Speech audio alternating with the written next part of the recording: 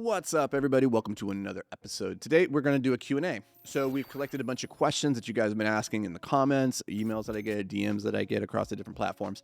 And I'm going to dive in and answer your most pressing questions today. Now, before I get into these, by the way, if you have questions that you want answered, just put them down in the comments. We'll collect them. And then every week, we'll come and do another Q&A episode. And that's the best way that you can get absolutely free coaching from me. Don't have to pay me a dime. And I'm here for you guys. So don't sleep on that. Question number 1. This is a personal question. You personal nosy Nellies. This one says, did you stop drinking alcohol for good, or on a very special event, do you still drink a glass of alcohol? I don't drink any alcohol, period, full stop. I haven't had a drink of alcohol to my knowledge it's been at least 2 years. I didn't have an official date. There was no I'm done drinking alcohol, I'm never doing it again. It wasn't like this dramatic thing. So I just never drank much alcohol to begin with.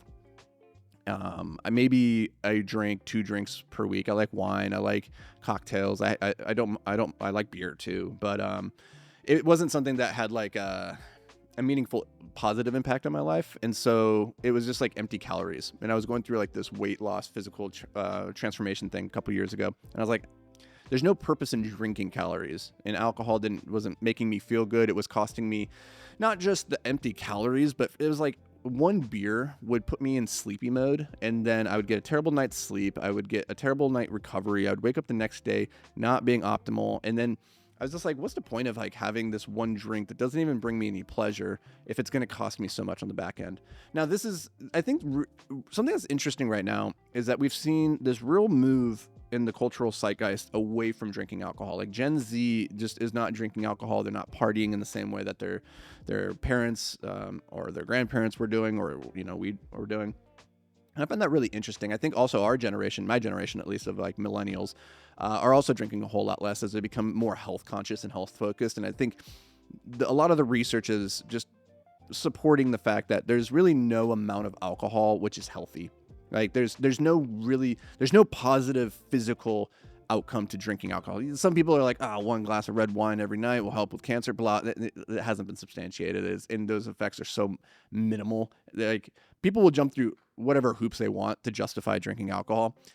The best argument that I've heard comes from my buddy Sahil Bloom, who his stance is that drinking can be a great enhancer of social occasions. So hanging out with a friend or friends and a very special occasion and drinking late into the night, and that can be brings down people's inhibitions. They have different kinds of conversations. They open up a little bit more. And I'm not saying that he's wrong. That's probably true. But for me, I found that alcohol is just it's a slippery slope.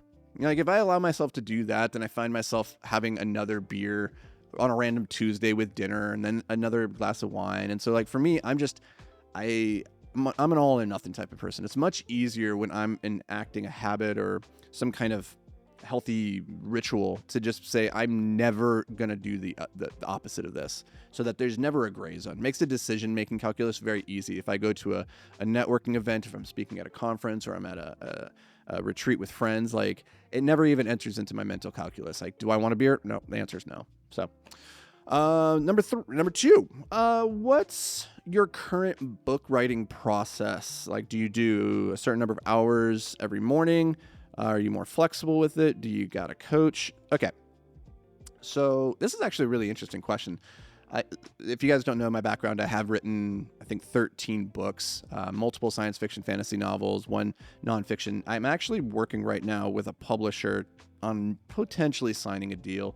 They approached me earlier this year to sign a book deal, and I resisted at that point because so many things were happening in my life. I didn't have the bandwidth to sit down and write a book. I might be going back into that mode, but generally my book writing process is when I decide that I'm going to write a book.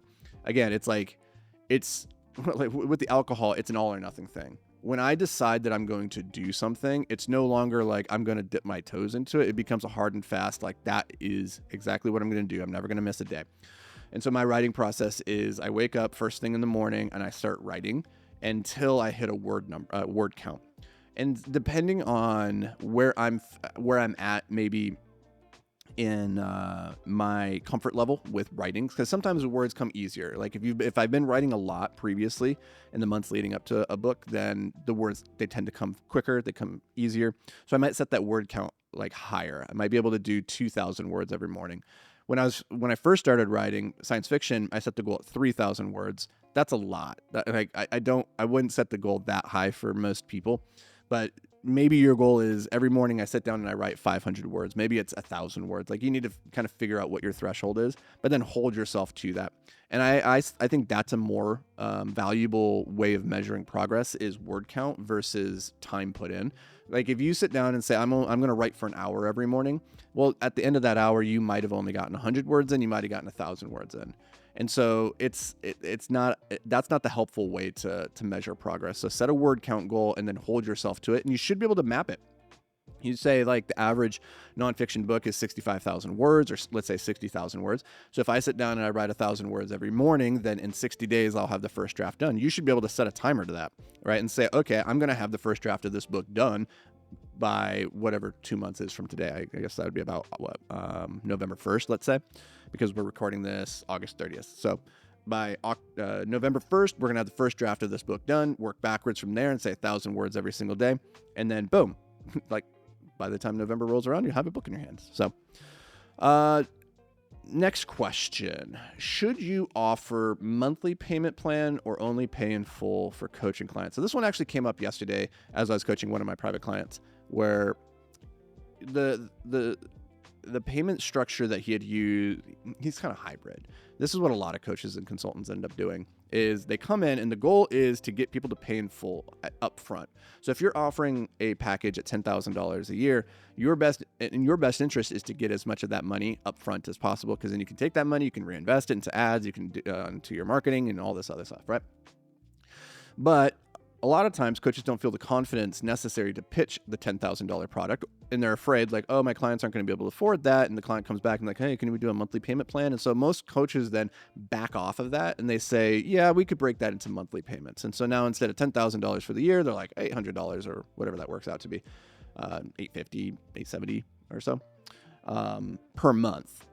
Now the problem is, if you're doing it per month, then yeah, you're going to get more people signing up initially, but you get less money each month, and there's always the higher churn, because, you know, if it's going month to month, then after 3 months, if somebody leaves, then you only collected what, $2,700, $2,800 versus, you know, they're locked into the program for the year at $10,000. Now you can put in payment programs and say, oh, you're locked into this contract for the year. We're going to keep collecting on the monthly payments, but if people want out, they're going to get out. So my take on this is, it's always best to pitch from a position of confidence and conviction and only offer the paid in full option initially. So, hey, this is $10,000 for the full 12 months.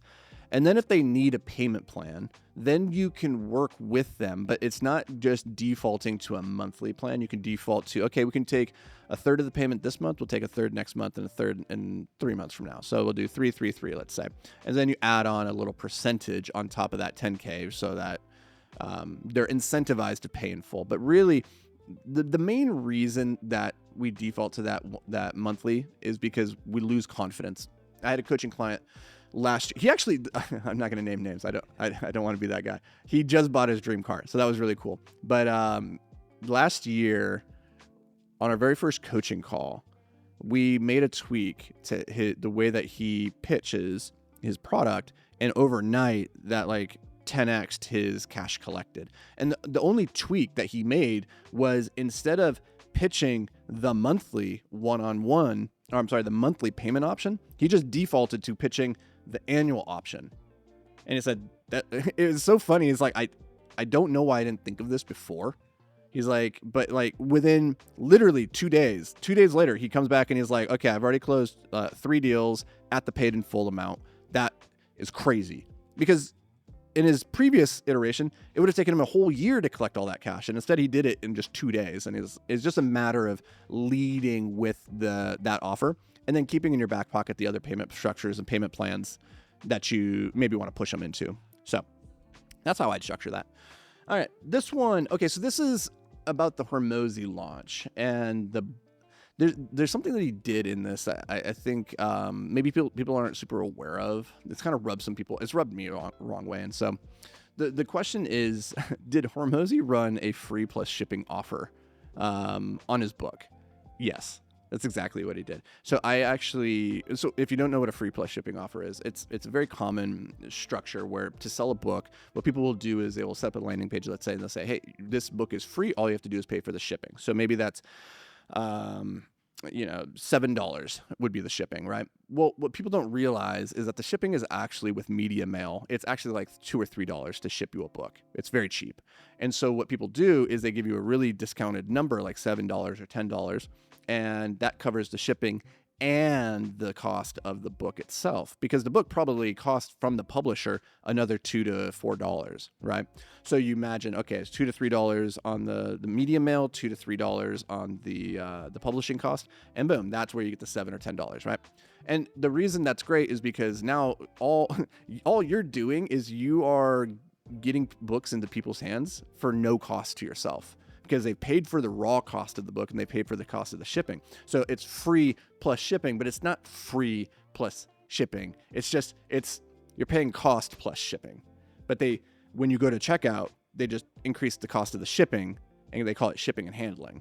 So that's exactly what Hormozi did. And I tested this because I got one of those links from a friend who bought 200 books, right? And I went and I bought the book and the shipping was like $10.50. And I was like, that's a lot for a book. That's a lot for a book. And I was like, maybe they're shipping it overnight. We'll see.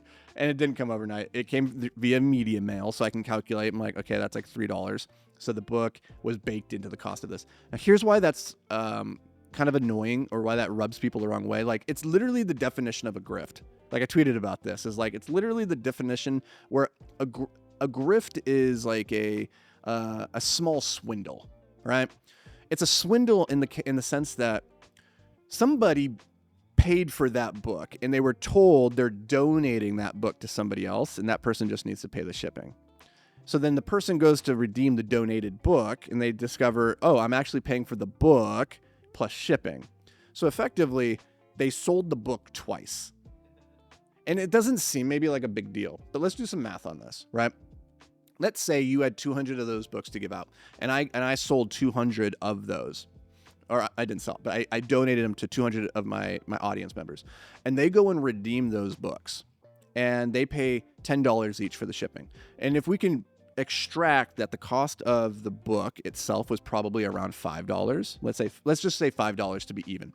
Well, $5 on each one of those redemptions times 200 is $1,000. So he sold you the package of 200 books for $6,000, but you don't realize that he's actually going to make $7,000, because all those books that you donated, those people are coming in and they're going to be paying for the cost of the book as well. And that's just pure money to his bottom line. Like, the shipping cost is a real cost, but that extra $5 per book, it adds up so that theoretically every single person who bought 200 books, if they donated all of those books, and what he's saying is, if you guys don't donate these, we're going to donate them on your behalf. Next year, they're just going to make their free plus shipping funnel available to everybody. And they're going to liquidate their costs. They're not donating it. They're just running a free plus shipping. Anyways, so yes, that's exactly what they did. I don't think it sits great with a lot of people, but it is what it is. I don't think actually a lot of people even realize that's what's going on here. I think if they did, they would probably be a little bit more chuffed about it. But next question is, what's the first steps I should take starting content creation? Okay, so this is simple. Just pick a platform, one platform. Pick one platform for raising awareness. That could be Instagram, LinkedIn, Twitter. Those are your Facebook, let's say, too. But I would recommend Instagram if you're great on video, even if you suck on video, but you got a good face. LinkedIn if you got a face made for the radio, and you're a better writer than you are speaker, right? It just depends. One of those two is going to be great. Start on those platforms, and then the goal is you're going to create content consistently there and then drive them back to a YouTube page. So you're going to create a YouTube channel as well.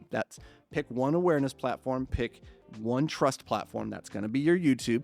Create 7 to 8 videos on YouTube that answer all of the core questions that your avatar is likely to have. Those become your evergreen library. You don't need to be producing a ton of content on an ongoing basis there. Just get that library set and then create daily or bi-daily or twice a week or whatever your cadence is. Create consistent content on the awareness platforms of LinkedIn or Instagram, because those are temporary like you have a reel go viral, it's going to disappear within a couple of weeks. So you got to keep feeding that puppy mill. But one platform leading to your YouTube where you have, a handful of evergreen pieces of content that answer people's questions, and then that feeds them back to a landing page. Now, as you're going, let's just focus for a second on, say, Instagram as an example. As you're creating the content there, be very clear about who it is that you're talking to. Be like crystal clear about who is the avatar that you're talking to. What are the pain points that they're experiencing? What are they struggling with? Have them in mind every single time you create a piece of content. Then have 3 to 5 things that you consistently talk about. So it doesn't just have to be about your business, but you should kind of flush out your character a little bit, your character diamond. So you should have the things that make you unique, your unique foibles, your unique quirks, your vices, things that you're passionate about. Like, include 3 to 5 of those things that you can cycle in and out of your content so people get to know you more than just for the business outcome that you're trying to drive them towards. In the same vein, get really clear about your stories, like your origin story, your core stories, your war stories. Like, go watch the other videos that we've done on this channel to help you kind of figure out how to tell those. But then the biggest thing is just focus on being the guide, not the hero. Like, that's, I think, the reason a lot of people struggle with creating content on social media is because they feel so awkward positioning themselves as the expert, and they're like, and then their friends and their family are probably the only people that see it initially, and they all kind of look at them and go, what the fuck, what are you doing? Like, because the profit is never appreciated in their hometown, right? So your friends and family are going to look over as you put out content, they're gonna be like, that sucks, that's weird, but they're not your audience, so ignore them, right? And just realize that it's not weird, it's not uncomfortable if you're not positioning yourself as something that you're not. And so if you just position yourself as the guide, and that the audience is the hero of their story, and that your content is just helping them take another step further along the journey towards their goals, it's very easy to get outside of your own way. And I think at the end of the day, make the content about the audience, not about you. You're going to have a lot more fun with it. And then the last thing is that just freaking start. Stop overthinking it. It doesn't have to be perfect. One is better than none. Like, it doesn't matter if it sucks. If it sucks, like, the big fear everybody has is like, what if it sucks and nobody sees it? Then what'd you lose? Nobody saw it. No reputational damage. By definition, nobody saw it. So what's the big deal, right? So keep making it until people see it. And the only way that they're going to see it is because it hit a certain level of quality finally for the algorithm to feed it to them. Huzzah. Don't even worry about it until you get to that level. Once you get to that level and you're like, oh, now I have a brand or reputation, I got to maintain a certain level of quality, then let's have that conversation. But in the beginning, don't freaking worry about it. Doesn't matter. If you guys want case in point, go to Instagram and look for Anthony. I think it's Anthony Vicino 1.